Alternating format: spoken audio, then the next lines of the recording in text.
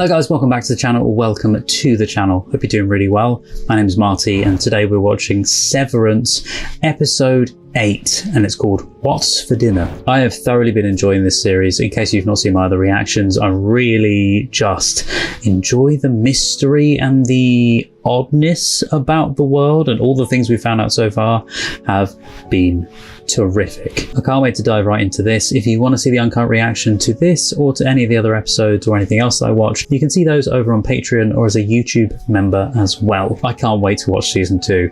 I want to see what's going to happen at the end of this season, because I believe there was a gap between both. I'll probably discuss that when we get to the first episode of season 2 and maybe the finale of season 1 as well. But yeah, can't wait. And on Saturday, the 13th of September, I'm going to be putting out the We Are, I think it's called. It's the finale of season 1. Without further ado, this is Severance episode 8. What's for dinner?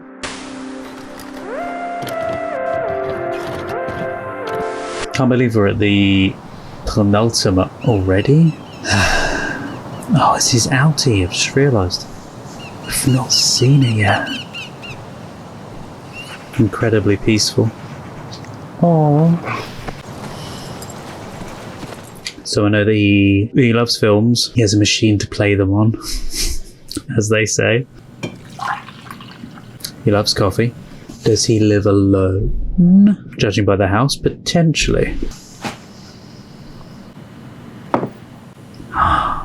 And he's painting both what looks like the break room, but also the lift at the end of the hallway. And he loves to paint. So they also have that in common. Ugh, the sound effect. The paint! I said something about, was it to do with paint? Because I thought he was having daydreams of the guy that he likes. But no, it turns out that it's actually seeping in from his reality. His actual outie life. Okay. I thought it was going to be peaceful, but it's just... And painting straight onto wood as well. He's incredibly angry about stuff that he won't even know. Maybe he's been having dreams of the workplace and not knowing what it is. Yeah, I thought his reality was going to be really calm, but from the way they'd said it, it sounded like it was really calm, but apparently not. Oh, this is showing each different lift interaction. Okay. It's the first time we've seen the other ones. She's getting the knack of it now.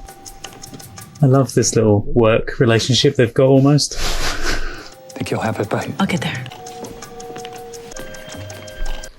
There's that great cinematography again. Was showing how small they are in comparison to the workplace. We've both been done a week. What is there to do? That's shot. She gonna make it? She's gonna make it. Don't laugh. At. I just wonder if it might be helpful for us to stand behind her and perhaps chant her name. Motivation. Okay. She'll make it. Let her focus. Gonna be down to the wire. It's the quota, I take it. Oh my god, they're even watching her through the screen, through the little camera above. I want to schedule a wellness session for Mark one last time. So that he sees Gemma, because she's just trying to dig it in, isn't she? I know that this has been a trying quarter, and you have availed yourself well. Mr. Grainer sits with Kier now, and I imagine they're both very satisfied with you. Oh, she's so damn good. It's the eyes that do it, I think. There's a bit of emotion behind his eyes. What look like tears under his eye. Haley. Hey, Did you... I think I did. Yes! Good work. She do it? She did it! And yes. Her first 100%. Kier on the mountain, liking the animation. I knew you could do it, Helly R. Wait, it even says their name. You have brought glory to this company and to me, Kier Egan. I love you. That's weird. There are others who need me around the world. Goodbye, Helly R. And thank you. Wait, is that the voice of Ben? Was that the voice of Ben Stiller? Love that. Boom. That's quota. It was the little intonations of the way he said the certain things. I think it was him. So it's on now. It's the first kind of emotion I've seen off of her. It's weird. We made it, despite a staffing shakeup. By the very edge. And spending half of your time farting around the halls. Have you decided who you want to stay for the waffle party? I was thinking Dylan. Everyone. You know you can choose yourself or anyone but Dylan. Dylan deserves it. He likes the waffles. He really worked hard. Yeah. But before you celebrate, I'd like you to drop by wellness. I'm having all department heads do an end of quarter. I hate that she's doing this because she knows about Gemma and him. Of course. Thank you. She's saying it as if this is the end. Lumon needed this. And then she realizes that as soon as he has that intimate time again with her, he'll remember. Mark? Miss Casey, Especially with that sign before as well. where'd the tree go? Yeah. You can have a seat. Why is everything in boxes? Wait, is she leaving? Is she going to tell him? Evidently, Lumon's been blessed with a new wellness director. No! So I'll be retiring at the conclusion of this session in the room. What? Oh, I love her character. She's so good at it. When did they tell you? Just a moment ago. Only just now, and you've already got the stuff in boxes? It's so relaxing. Mark S., you have successfully led your department to meet their quarterly quota and are thus eligible for this special augmented wellness session. I didn't think you'd get fired. You're gonna deduct points. Your Audi is kind. Your Audi has brightened people's days by merely smiling. Your Audi makes time for people. Let me talk to somebody. She doesn't know that, does she? Is she severed as well? I really liked being in the office with you all that day. Oh. I know I vexed you. I know I'm strange. But she's lovely strange. My life has been 107 hours long. Most of that has been these half-hour sessions. Oh, wow. For me, my favorite time was the 8 hours I spent in your department watching Helly. And you.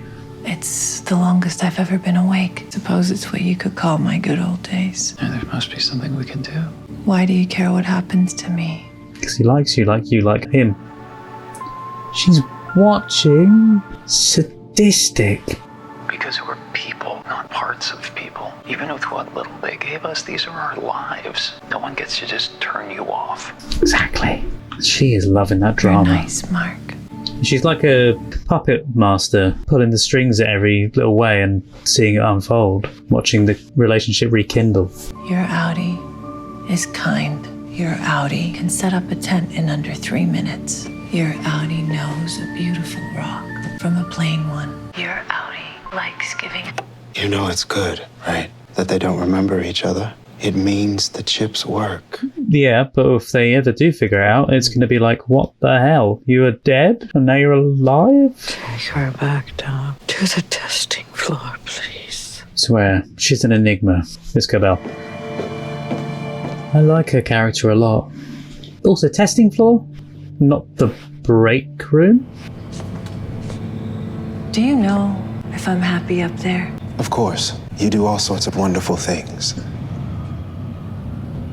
Is she alive in real life, though? Or is she just like a copy of her? Like a pawn in the game of making Mark feel a certain way? Could I just... I'm sorry. I just have so much to do today. On you go. That's also, what did she say? The testing facility or something? This is the corridor with the lift at the end of it. This is what he paints. They gave me a wellness check. You're all set for the waffle party. How's Miss Casey? I mean, I'm over her, but still want to be friends. He likes her. I forgot about that. They fired her. What? Can we help her? Is there anything we can do? Is everyone sure they want to do this? Any macro dats ready to party? Yeah. Yeah. Are they gonna go against him and run away? Cheese waffle party will commence at close of day. I've ordered the pre-waffle party egg bar social for everyone. Yes!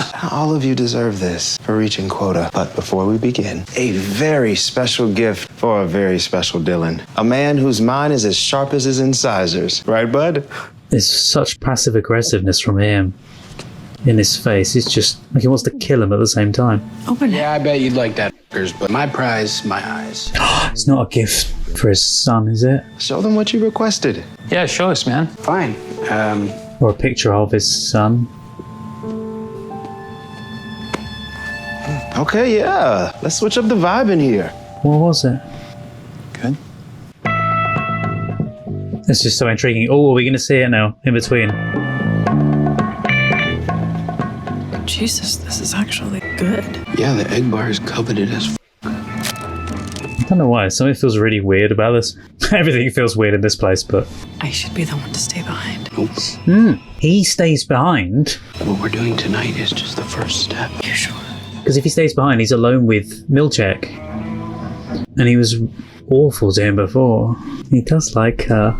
Heliar attempted suicide 3 weeks ago. And the board just found out. How could you not tell us? Did Milchek give you those? Answer the question. Am I speaking with the board? No, just with me. We also know that you've been spending time at the home of Mark Scott's sister. That you be suspended from your position effective immediately. You are fired. I did not think that was going to happen. Cough, Natalie! Is the board even there? No, probably not. Can't hear him. Was the board ever there? Oh. You just told her to to F off. I'm sorry, that was rude. I can explain Well earned. everything to the board tonight, please. The board has concluded the call. Smarminess in. She's about to go rip her hair out, I think. Still think they're quite similar. Maybe in some ways that's why he grew the moustache, to be like Kid. And thou in each swing of your axe or swipe of your pen the sum of your affections, that through me they may be purified and return. No higher purpose may be found than this, nor any higher love. Yeah, I swear he's got some connection with him. To say F you to the company. Yes. Down with Severance! I figured it out. The Wow. goats lay the eggs. Oh my god, you got it. Of course, it's the goats. Love that shot. And the colour scheme as well. Kind of feels a bit romantic. You scared about tonight? Yeah. Scared of getting caught. They left us unattended and thought we'd be too dumb to notice. They won't see this coming. Or we won't wake up. Or we're all assholes out there. Well, that's a given for me. I just hope it turns out I have things I care about. You pretended to care about me pretty well. That's what I was gonna say. I don't think he pretended though. You're easy to pretend to care about. Thank you. As are you. I feel like there's Okay, refiners. there's genuinely some emotion between those. Real The emotion. see about a management issue in this party is over. Wait, what? I'll leave the food. Miss Cobell. I'll be back to escort you to perpetuity shortly. They get it all to themselves now. Whatever will they do? That's a nice shot. They're in over their heads. Key card. The change in character for him, though, towards her. Mind you, she was quite nasty towards him the last time she spoke, wasn't she? On you go then. Out of that entrance, yes. Is that just because she's not severed, so she can just come out that entrance? Don't mess with any other departments. It's just us three. I know. The machine's designed to be operated by two. Two people. Look, it's likely we'll all wake up around people. Be ready for anything. Find someone it seems you can trust, and you tell them everything. But they're going to think they're nuts. Probably should have told you guys. The book, yes. I kept this. Until I There was read a it. part of it that our job is to taste free air. Freedom. But But my friends, the hour is yours. Page 197 slabs. Oh my god, I used to have one of those chairs in the background. The desk chairs that fold up. Okay, kids, What's for dinner? let's find out what's for dinner. Yes, that was good. You think we're about to meet our spouses? That could be each other. Maybe it's each other. We know, obviously. made argument over car wash coupon. Honey, you're cutting them wrong. They make a really sweet couple, though. Like, I get him and Gemma, though. There's such a tension between these two, though.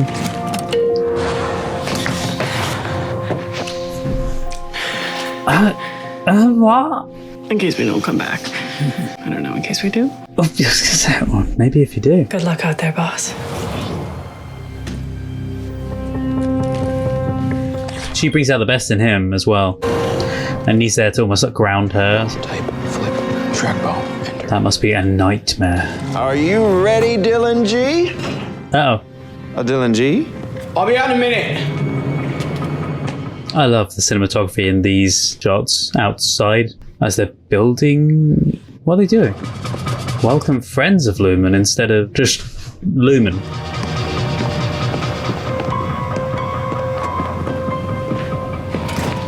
Also, what's in his box? I'm really curious. Enjoy. Oh, is this where the house was?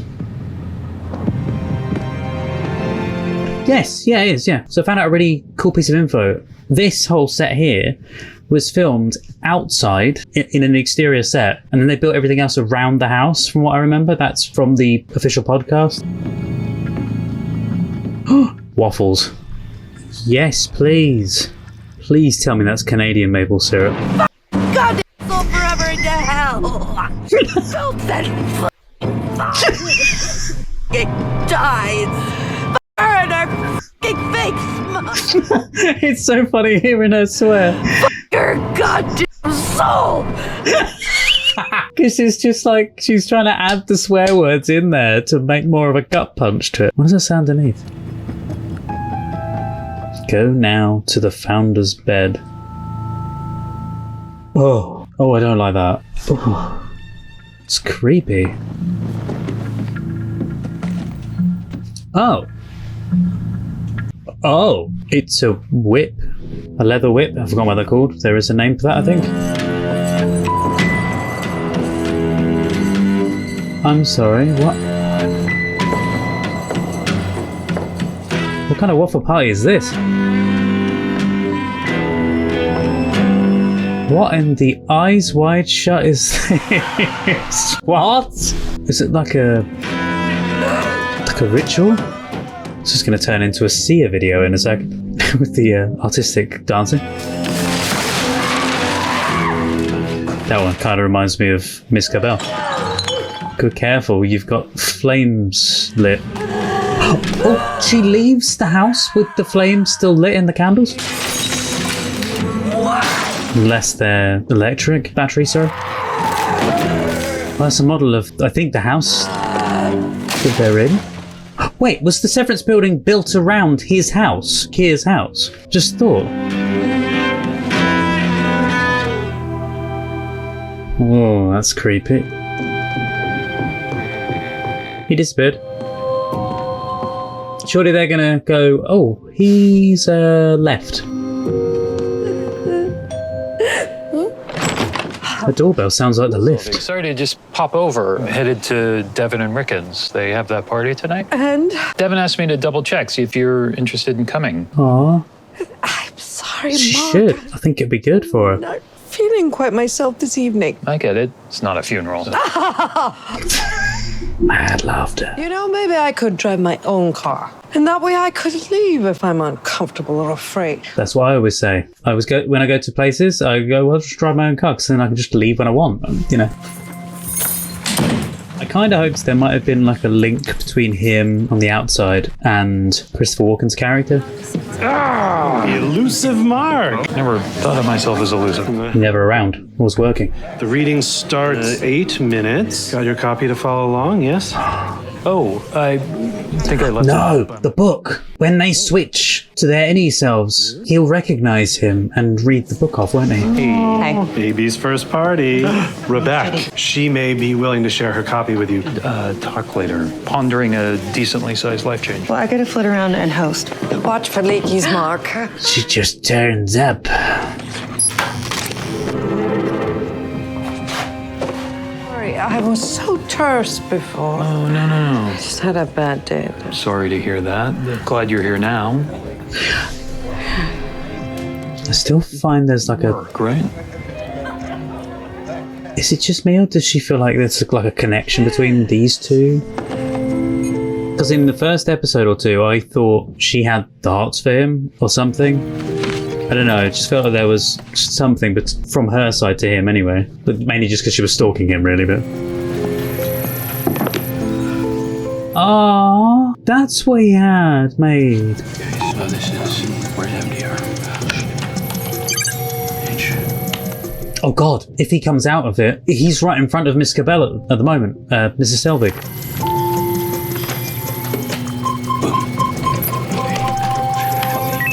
Come on, Mark.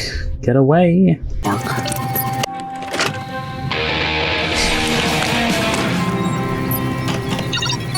I think he's got anger issues. Ellie. I don't need to be nosy. Say to Devin something about a life change. I was gonna have a talk with her about my job. At Lumon? Does he want to leave? Thinking I might quit. Quit? How does she feel? Mind you, she's probably a bit F the company, really, because she's just been let go. Overtime. Are you serious? Never thought about. Yeah, they could do overtime. Severance thing, I'm not sure I need it anymore. He's over it. Oh, she's good with it. She's happy. She's probably like, yes, he doesn't want that damn company. Uh-oh. Get away from them. Because it will eat you alive, that job. Use like an elastic band or something. I don't know. No! God, that was such a good episode, though. Such an amazing episode. There were so many bits of that just fit really nicely together. It was a pieces of puzzles all coming together. The bit I really loved was when I always forget his name. Is it Irving? When he went up to the picture of Keir, took out one of the books, put the little egg in the book, slammed it as if to say, stick it to the man kind of thing. That was so good. And seeing the little differences of Irving's character as well. So many things answered, so many plot points. I mean, there are obviously things in this that are left unanswered, and you just, what are they going to do? Did they do the entirety of season 1 and just not know what was going to happen? Like, if it was ever going to come back as a season 2? How long was there between each season? I'll look it up in a second. Did they make the entirety of season 1, write it all, and have like a finale piece as to go, it could continue? Or did they already know what they wanted to do and they led up to like a cliffhanger for season 2 to happen? Or did they just end it off? I know obviously we've got one more episode, which is that finale, but I'm just very curious, because to me this feels like it's leading up and that this finale is going to be it. It feels like it's a very clean ending, and I'm thinking, where would they go from there? Because I'm presuming there's two ways of going about this. Is either they do come out, their innies go into their outer selves, and they're aware, and they try to tell people think they're mad, or they try to tell people and people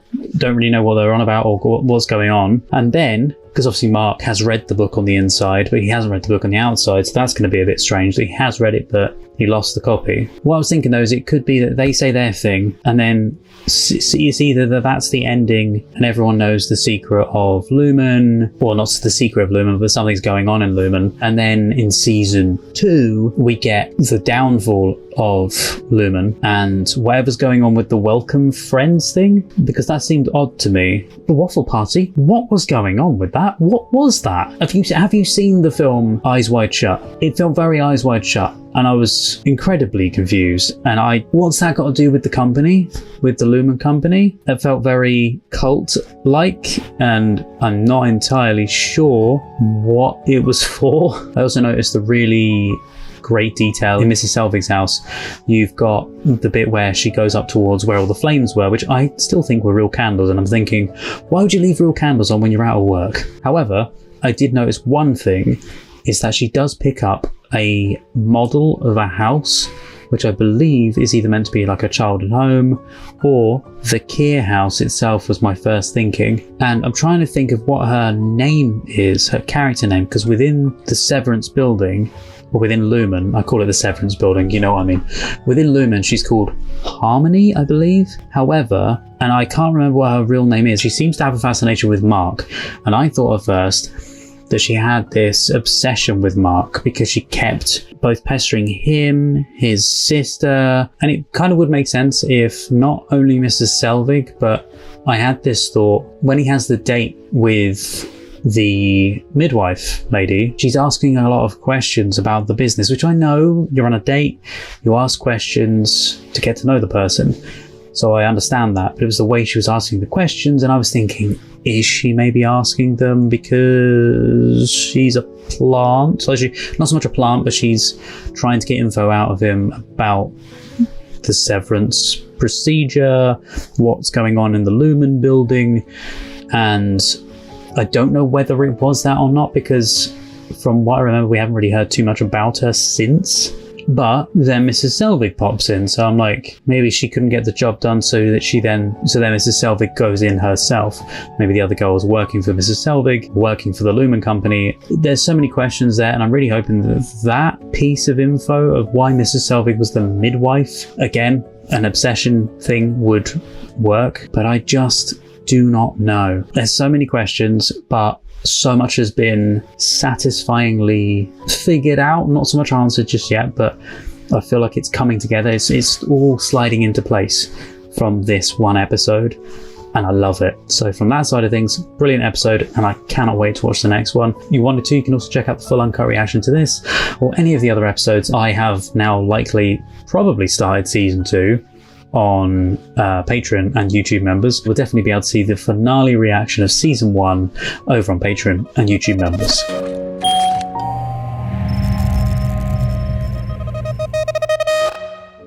Hello! I'm doing this a little bit differently. I am my outie me. I am.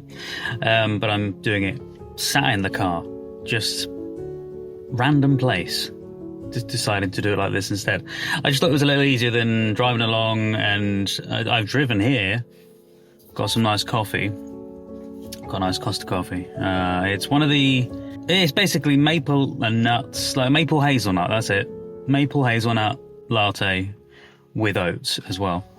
Anyway, my main things that I want to say, I actually do have a lot to say about this episode, and I didn't think I would have until I then went back through it and just made notes on it, on the entire thing.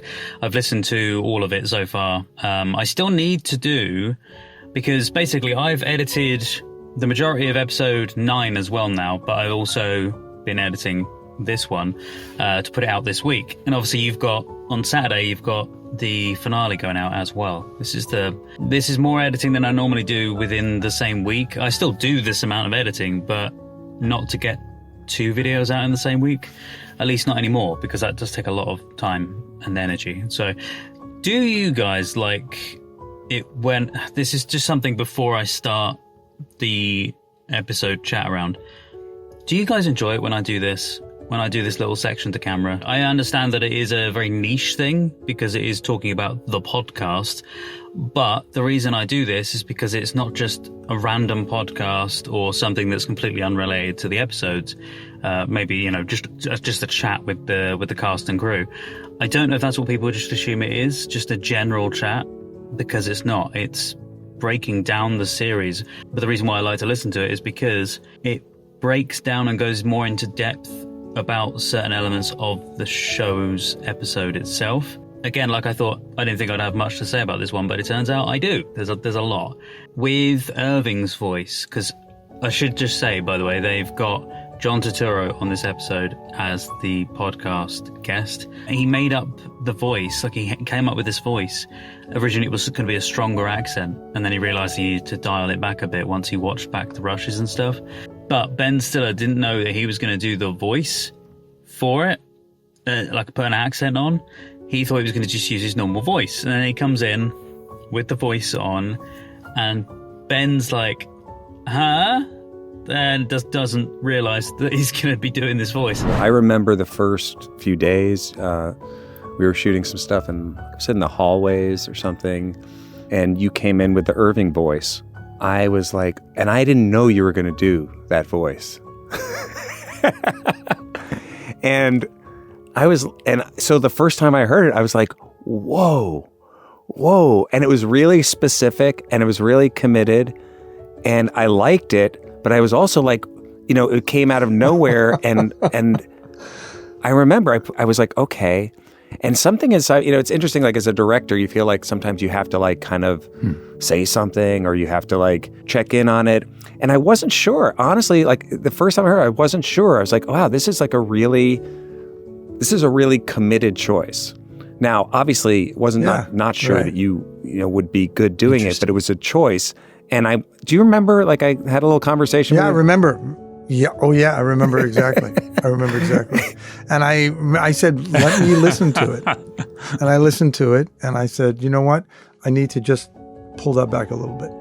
Yeah. And once I did, no, but you said, but I don't think I gave you any direction on it other than I said, are you like, is this like, tell me, are you sure? You said, are you sure? And I was like, I'm not sure of anything, really. But no, once I listened to it, I just thought, okay, you're still in a virginal state. Yeah. And I didn't want to, and as a director, I didn't want to like, because by the way, like I once did that on a movie where I did like a New York, like more of a New York accent, and the director freaked out about it, and it got me, and I got really, I stood my ground. I was like, no, I'm going to do this, and I don't know if he ever was like happy that I did it, and I don't even know if it worked. Right. But I also know as an actor, I don't want the director in my head like questioning a choice I'm making, because you want to feel like, okay, like let me go with this thing and explore it and not be self-conscious about it.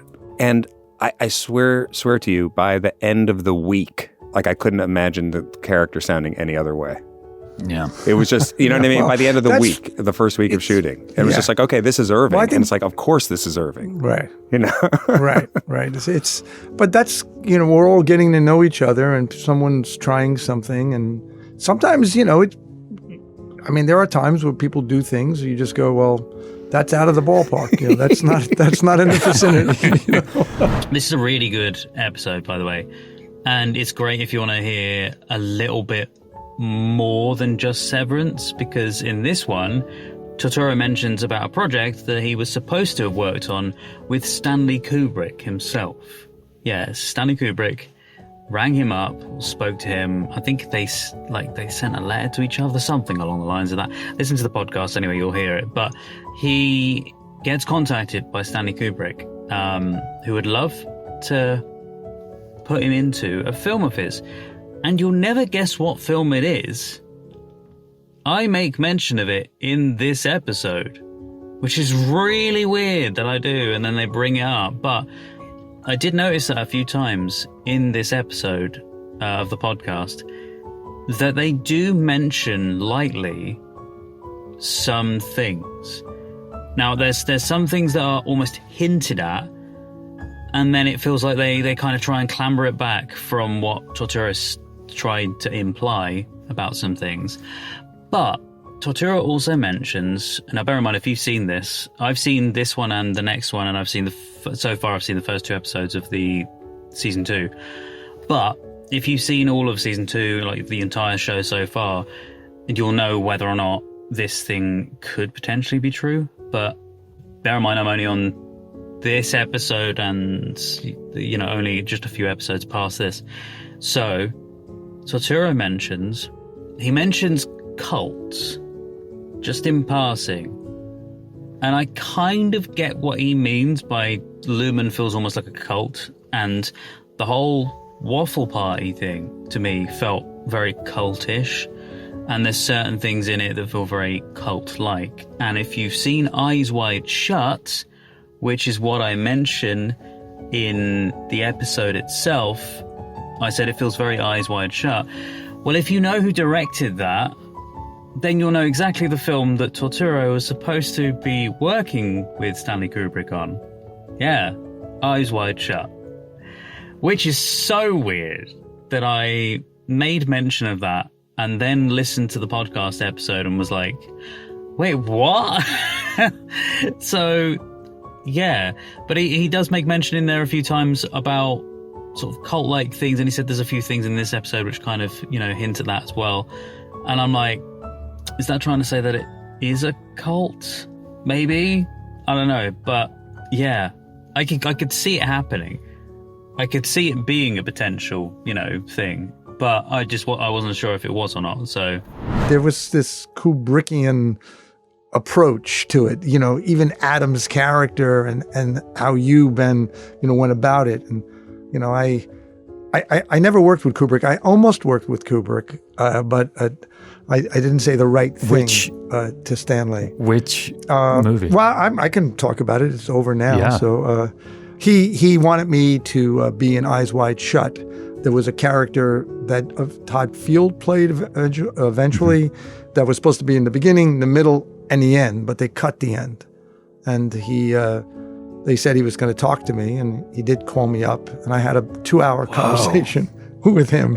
And I kept thinking, well, this is a joke, it can't be Stanley Kubrick. And he was like, I know every film you've ever made, blah, blah, blah, blah, blah. I said, well, I know all the films you made, too. And he said, I wrote the part for you, and I think you're a really, wonderful actor. And I was embarrassed, and I said, well, thank you. And he said, well, you are. And I said, well, I can't walk around my house telling my wife that I'm a wonderful actor, because she'll hit me with a frying pan.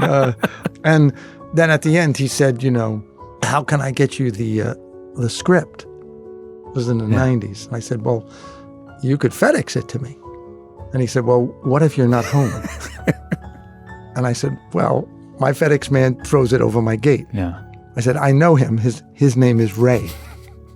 And he said, that's unbelievable. He goes, mine doesn't do that. I said, well, do you talk to your FedEx man? He said, no, I don't know his name. So he said, okay, let's say I shouldn't go off on anything. Let's say you get it, you read it, you like it, then what do we do? I said, well, then we'll work it out. He said, but I heard next year you may do a film. This was a year away. He said, you want to direct something? I said, well, I directed one film. I'm not a director. He said, yes, but what would we do? And I said, well, we'd work it out, obviously. Whatever. I didn't say, forget it, you're first. That's what he wanted me to say. God. And after talking to him for 2 hours, the next day, they called me up and they said, Stanley said, you're not available. What? Because I wasn't available for 2 years. And you by the way, you really would have had to have been available for 2 years. Yeah. Right? I would have been replaced, probably. A lot of people were replaced. But I wanted to see what that experience of the 100-take thing that's was. Incredible. But so when I was on this show, I kept thinking about, that kept coming into my brain. I never really told you. I was thinking like, you know what? This is better anyway. I'm better off being here. The one decision I ever made that could compare with Stanley Kubrick favorably is that I hired you for this. Well, no, I'm telling you, it kept going through my brain because certain films. Yeah, I think he's in. I think he's in all our brains. In terms of just his influence on film, and I can't imagine what that's like to have Stanley Kubrick say to you, "I wrote a part for you." Yeah. Yeah. And then he asked me about all the actors. What do you think of this person? What do you think of that person? Of course, I'm going to say, they're good. What was I going to say? All the actors he was thinking of hiring, or that he had all for Eyes Wide Shut. He had hired. Wow. Yeah, he wanted to know about what I thought about Tom and everything. I was like, he's terrific. I said, that's amazing. That's amazing. Really, that's an amazing story. Yeah. So at least I had that experience. So I figured I'd share that. That is incredible. The other thing I was going to say as well is Tortura also said that he was the one that brought Christopher Walken on, as he mentioned his name. He was like, oh, you could get Christopher Walken to play. Yeah, apparently Christopher Walken worked with John Turturro on multiple things as well. My major concern was, who would be the apple of my affection. Yeah. And then I suggested at the dinner, Chris, because I've worked with Chris so many times, and I know Ben knows him, and I just really love something about Chris, that child that sort of within him, with this man who has this great experience, and he's very skilled too, and we always have a lot of fun together. I mean, Chris being Christopher Walken, the great Chris Walken. Great, yes. Yeah. Sir Walken. Yeah. I mean, that was pretty funny the way that all developed, because we did have that dinner. And I remember at the dinner when we were talking, I think Dan Erickson was there, we talked about who might be Bert. And you mentioned Chris, and I just, secretly, I kind of just, there was a little bit of I had a mini kind of explosion inside of me, as you said. And I was like, oh, this is great. And and then you said, I can reach out to him, or I can, see if he's, and I was like, all right, well, if you're going to do that, I'll be happy to, do whatever we need to do.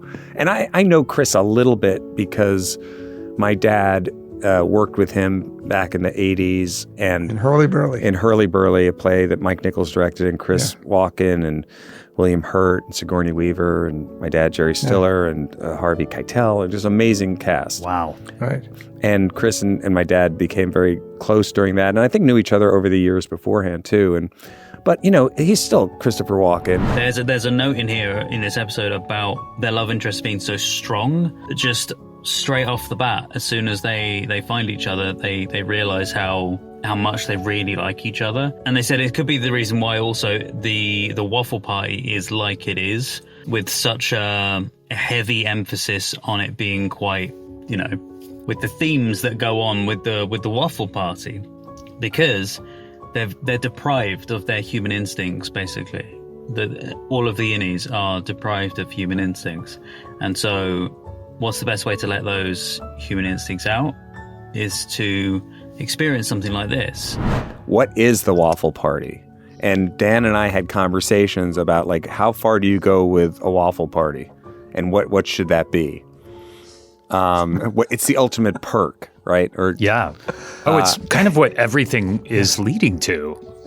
And he wants his waffle party, you know? I mean, everybody wants their waffle party. So when we got to that point of having to sort of visualize it and figure out what it was going to be, you know, I knew that it had to involve an actual waffle, of course. There would be waffle. And then there would be some other element of other, you know, perks that were, you know, it's obviously there's like some, you know, these dancers come in, and that whole, I mean, just us figuring out how to choreograph that, how kind of seductive it would be, how risque, what was it insinuating. That was a kind of an inflection point, I remember, because it's almost like one of the first questions we had to answer that we'd put out there in terms of, like, you know, you could just be thinking forever, what is a waffle party? But we had to somehow show it. And I remember being a little bit concerned that, like, people would buy it, would feel like that's, okay, you know, is that too weird? Is it too, is it inappropriate? I don't know, the whole thing is just so, you know. Well, it does have a real sexual charge to it. It has a very risque kind of overall tone to it. And it's, I always thought of it as, you know, you toil away for this whole time, and then you kind of, you meet quota, so you get this reward. And since the entire place and the entire culture of Lumon is devoid of any affection or, you know, anything that is even anywhere near sex or anything, but these are feelings that all of them probably have and don't understand. This is the ultimate reward that they can engage and just sort of let themselves be a part of this. Is that in the realm of what you guys were thinking? I thought so. I thought that would be part of it. These, you know, human instincts that they're sort of deprived of. But what they're trying to say is it's the reason why suddenly they have just this massive, strong connection with each other, because they are so deprived of any kind of emotional attachment. I mean, that's a big part of the Bert and Irving relationship, I think, too, is the sort of, you know, there's two moments between you when, you know, the first time when you go to O&D and Bert, you know, sort of touches your hand, and Irving sort of gets a little bit freaked out by it and leaves. And then the second time when you're back at O&D and you move to touch his hand, and then in the moment in 6 with that, you know, that Aoife directed so well between the two of you, when you know, in the plant room, that energy. I think if you're starved for any kind of, you know, connection, these things, rituals take on a stronger resonance, you know, and obviously other people do, you know, too, you know, and that's what happens when you deny someone, you know, whatever state they're in. Yeah, I still think it's really funny about the whole Totoro Eyes Wide Shut thing, because it's just so random that I made mention of it, because the party reminds me a lot of that film, of the certain scenes in that film. And then in this one, there is that heavy emphasis on similar things, like the masks, for instance. By the way, those masks are made by Planko Padakanov. I think that's how you say the name, basically listened to what he said and then wrote down what I think he was saying. So if it could be slightly wrong, but they make mention. So listen to the podcast and you'll hear what I mean. Well, I'll just play the section here. I'll play the clip here. For a second, I had forgotten that Dylan had the Keir Egan mask waiting for him on the bed, which just not having watched it for a couple of years, the just like we really went for it in terms of just the weirdness of this whole whatever this ritual was going to be that he ends up walking out on. But the masks were made by this artist that we work with on the show named Planko Patikanov, who is just incredibly talented. Oh, they also make mention of the funny animated video that they have when Heli reaches quota. Also, he goes, "I love you, Heliar," and it's funny that they kind of skirt around that it is Ben Stiller doing the voice. But they confirm it at the same time. They're like, "Oh yeah, Ben Stiller goes, oh, this out of work actor, that we had to get in, and he just so happened to kind of have a few. He just so happened to, there was a couple of episodes of Severance that needed something, so we managed to fit him into this." It's just funny that they made mention of it that way, but he never outright says, "Oh, it's me." But it's very obviously saying it's me without actually saying it. It's like his cheeky way of saying it. But the hilarious thing is they also play the clip in the podcast as well. So you hear Ben Stiller, and then you hear Keir Egan's voice, as in the Ben Stiller version of Keir Egan. And then you go back to Ben Stiller's voice. And it's so very obvious it's him. So there's the animated video of Keir Egan comes up, which is sort of like this really kind of rudimentary video screen animation. Like from Apple II era animation, yeah. That was Jeff Mann, who came on as a consultant who designed that. I've worked with as a production designer over the years. Incredibly... love Jeff. Yeah, very, very talented guy. Because it's actually interesting to me. I love, again, Irving's complete investment when he's watching the congratulatory silly little video as if you're like meeting the Pope or something. I mean, it's so important. That's this fascinating thing about this moment is that even though we're all kind of banding together to rebel against this place, when this video plays, both Mark and especially Irving get really excited and have all this reverence for this guy in this video. And should we play that little moment? I knew you could do it, Heli R. So Ben, that voice, it sounds familiar. Yeah, some guy. Yeah, well, it's not the real Keir Egan, because we hear the real Keir Egan recording in episode 3. Right. In Petey's head and in the Perpetuity Wing, but this is some actor that they hired to do the voice for the congratulatory animated video. Yeah. Obviously, an out-of-work actor who needed the gig. Really needed the work. Probably a guy had a couple callbacks for Severance, but couldn't get in. Sure. That stuff really gets me, man. I don't know what it is. I just listen to it and I'm like, yeah, wow. This is really, it just gets me. Oh, apparently they laughed before the takes. You know that scene where it was Adam Scott and Patricia Arquette, and they were laughing constantly in the scene, and it almost becomes awkward, unbearable laughter where it's just like so over the top, so pronounced, and just so in your face, and they're just constantly laughing, and you kind of going, okay, this is awkward now, this is getting a little bit uncomfortable. Well, apparently they started laughing at like jokes and stuff before the takes, but then they would continue laughing in the takes, and then they would just keep laughing and laughing until it was uncomfortable on purpose. But apparently they used for all of the takes they did this for, but they used every second of every take they did to make that sequence, just because it was so good. The moment that starts that scene with you and Patricia, the laughing, you're laughing about something that was said right before the scene starts. And I remember we did it a few times, but there was one where we said, let's just try one where you're like laugh like for way too long. and just keep the uncomfortable laughing going with each other.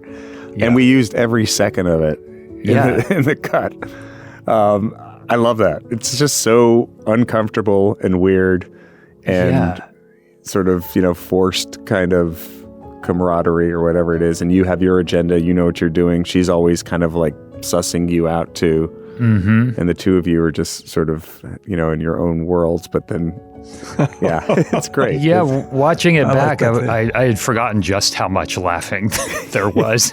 Just kept in there. I remember really we literally used every single second of it. Oh yeah, they also mentioned about the dance in the waffle party. They said that even though it's sensual, they said it's also kept guarded, but so they still keep the element of staying cautious within the company, because they've got to be cautious about certain things, and they're trying to keep them in their place, but also trying to give them this sensual gift as like a well done, you've reached your quota for the blah blah blah.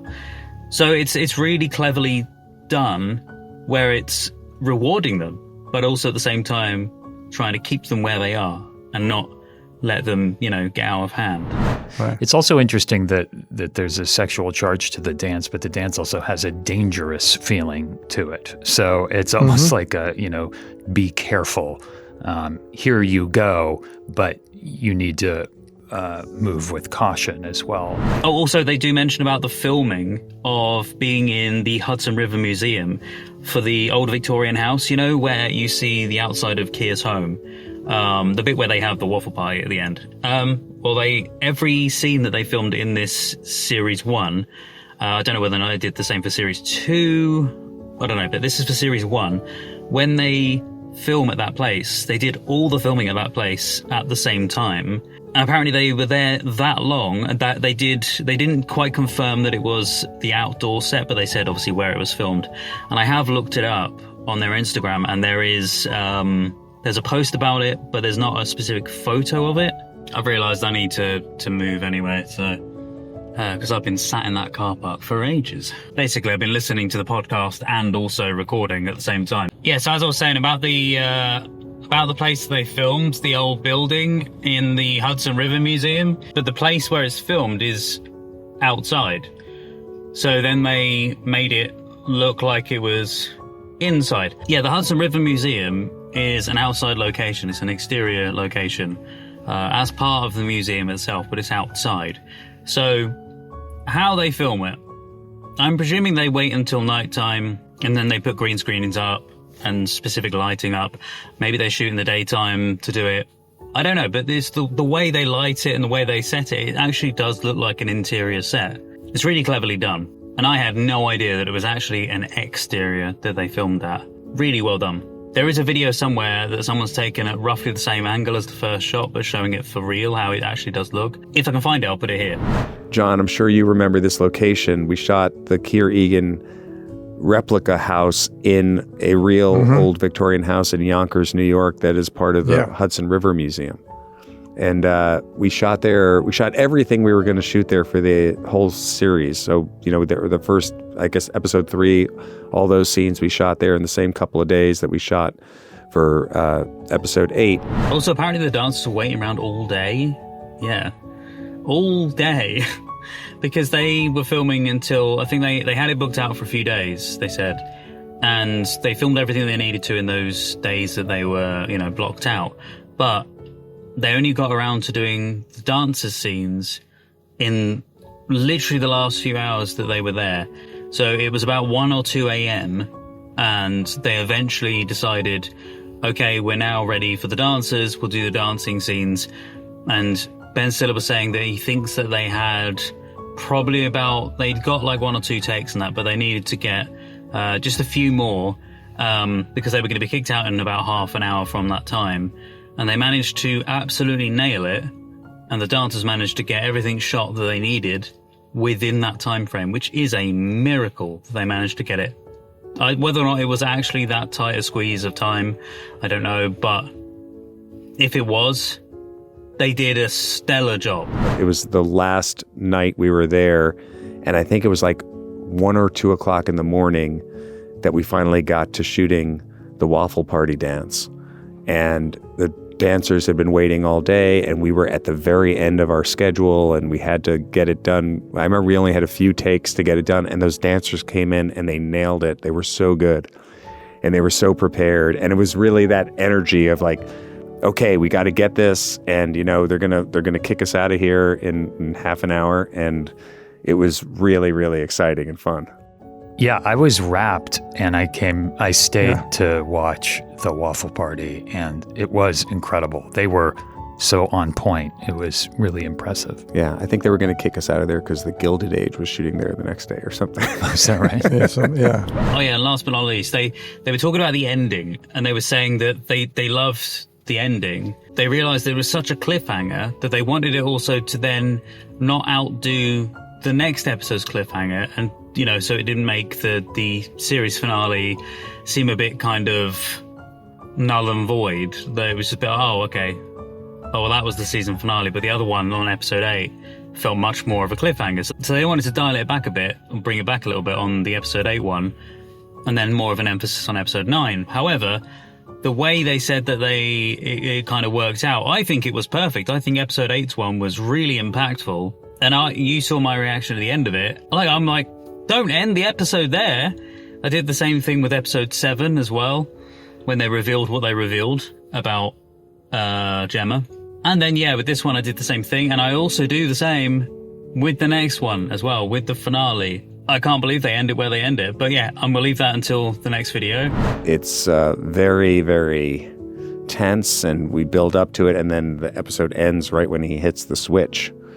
And we don't know what's going to happen. Yeah, it's the cliffhanger before the cliffhanger. At one point, Ben, I think I remember you mentioning is this cliffhanger going to be too suspenseful for us to then follow it with one? The next one needs to be. I remember when trying to balance. Yes, I remember when we edited the episode. I was like, oh, this is a cliffhanger. I hope the next cliffhanger tops that cliffhanger, because this is like a real cliffhanger. And then, of course, nobody ever really talked about the episode 8 cliffhanger because they felt the episode 9 cliffhanger was the real cliffhanger. Yeah, but it's embedded in it. Yes, for sure. And it's also I feel like that sort of like basic idea when you do a television show too is like you want people to want to watch the next episode. You want to keep the story engaging. That is pretty much it, guys, for the chat around this podcast episode. Genuinely really good episode. Great to hear from John Turturro and to sort of delve into his mind a little bit behind the scenes of Severance. There's more in it than what I've said, but I tried to give you a rough gist of what the episode is about in case you're interested in listening to it. One of them that I would highly recommend is if you're looking for an episode with a bit more of a behind the scenes look. Apart from some of the earlier ones, I would have said maybe episode 6, I believe it is. It's the one with the editor, Jeff. It's the one with him on it. That one's got great insights in there, and it's not just from the series creator, and it's also from Jeff, the editor, in case you didn't know who he was. He's the video editor for Severance. And being a video editor myself, it was an incredibly insightful episode, and it also made me think, okay, I am right in thinking certain things when I edit things. But it also gives you a rough overview of the show itself and like some of the behind the scenes pieces that you would never really get from anyone else. That's some of the reason why I'm surprised they didn't get even more people in, or people involved that were working on the show outside of who they did get. But from what they did include, I really enjoyed it. Anyway, it's getting really dark now, so I should probably end the segment, and I'll send you back to me in the past to end the episode. So thank you so much for watching, guys. Oh yes, it's finally here. Season 1 finale week of Severance. So today has been episode 8, What's for Dinner? And on Saturday, the 13th of September, I'm going to be putting out the We Are, I think it's called. That's episode 9, the finale of season 1 of Severance. We're going to find out all of the great details to do with that. What on earth is happening with Lumon? What on earth is happening with the world of Severance? And all of my thoughts along with that, alongside my thoughts on the podcasts for this one is obviously in this one, and my thoughts on the podcast and everything for that episode is going to be in that one as well. And then also we're going to be gearing up for doing season 2 at some point as well, which I have started watching over on the Patreon page, which is where you can also watch the early accesses and the uncut reactions to any of my season 1 episodes and also season 2 when they come out as well. Yes, that's on Patreon or as a YouTube member as well. Don't forget, Saturday, 13th of September, 2025, the finale of season 1. Obviously, if you're watching this in the future, then it's already out. Go and watch it. Go see it. Thanks, guys. Love you. Bye. Prisoners! Please say. No. That's where you went.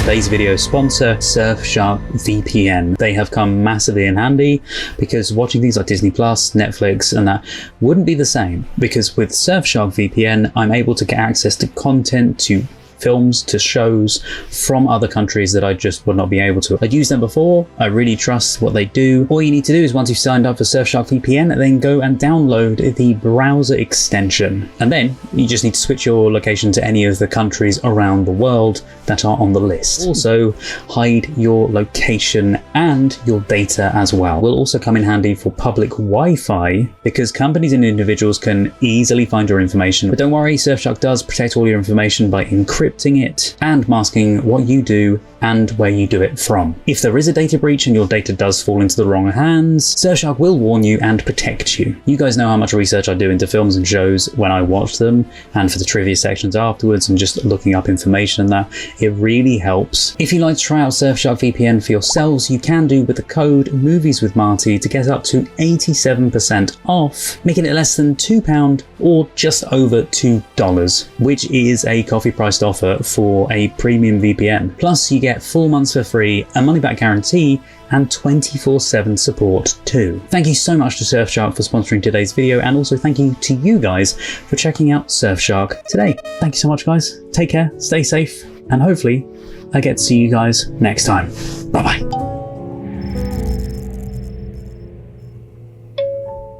If you're still here to the very end, then thank you so much, and also a huge thank you to my wonderful patrons. Roger C. Griffith, Douglas Collier, Terry V, Miggy Love, Chris Holmes, Jojo, Thomas Masters, Shoehorn1234, Res, Patrick Durr, Andrew Blount, Carlos, Marla Mize, Rob, Chandra Blair, Scott, Paul Zawicki, Randy, Kirsten, Juan Pablo Camero, JL, Maggie, Freya Alexandra, Milo, Miranda, Edna, Gina Aman, Tess Avaland, Olivia, Maria Stoicheva, Neno, Megan Janoviak, Rainy Tomo, Strawberry Tree, Kirsten Bailey, Boobly Boo, Louise Vanderhoven, Aubrey Terry, Wraithist, Heidi Steele, City D, Bumblebee, Joshua, Jesse, Rena Burra, Meet, Lolita Verbakovskia, Eli, Holly Jeffries, Alenka Hafner, HM Garth, Chloe Grover, Neb, Kyle Baker, Abby Barker, Tom Tattershall, Kristen Olds, Tillycham, Laura Hutchison, Tara M. Will Coxon, Sazzy Nation, Ferdinand Pitchard, Jim McKay, Sphere, Mel Days, Fran in the Pen, BG, Tara, Rags and Muffins, Nameless Human Being, Deb, Philippa Chapman, Emily, Panda, David Wayne Fox, Jessica Asakovich, Sue Pro, Naja and Workshop, Mike Tunnicliffe, Wolfgang Wolf, Lee, Harvey, Ankame, Aninya, Evan G, Violet Aurora, Pamela Chandler Rash, Scott Howard, Joshua, Robert Williams, Steve Webster, Amanda, Lipaz, Jamie Dodds, King, Happy Go Lucky, Caitlin, Analytical Guy, Maria Torres, Cliff Adams, Jonathan, Dirk, Annie Bonds, Crystal Appleby, Scorpius, Monica Murphy, Sebastian St-Ange, Varga, Leslie McKittrick, Nick Stark, Number 1 Carez, Jen, Biff McKeldin, Birgit, Stephanie Collins, Emily, Ken Duncan, Max, Helena Klitsch, Amy Quattlebaum, Ry Levi, Wayne DeFries, JJ, Mikhail Augustine Reed, Malcolm Hope, Lee Hallam, Bill Waite, Charlie Elkin, Mika Least, Jeffrey Welton, Alida Scope, George, Ingrid, Stephanie Sexton, Jude, Bera, Robinio GD, Catherine Ellis, Vincent Pare, Sammy Fan, Eric Jansen, David K, Stephen, Edcat, MB8, Border Collie Lover 223, Caitlin, Juiced, The Gallifreyan Rebel, James, Johnny115, Tim, Paul Hess, Frank Tex, Marie Clark, Robin, and Matt Quinn. If you'd like to see more videos, there's some more on the screen right now. Thank you so much for watching, guys, and see you next time.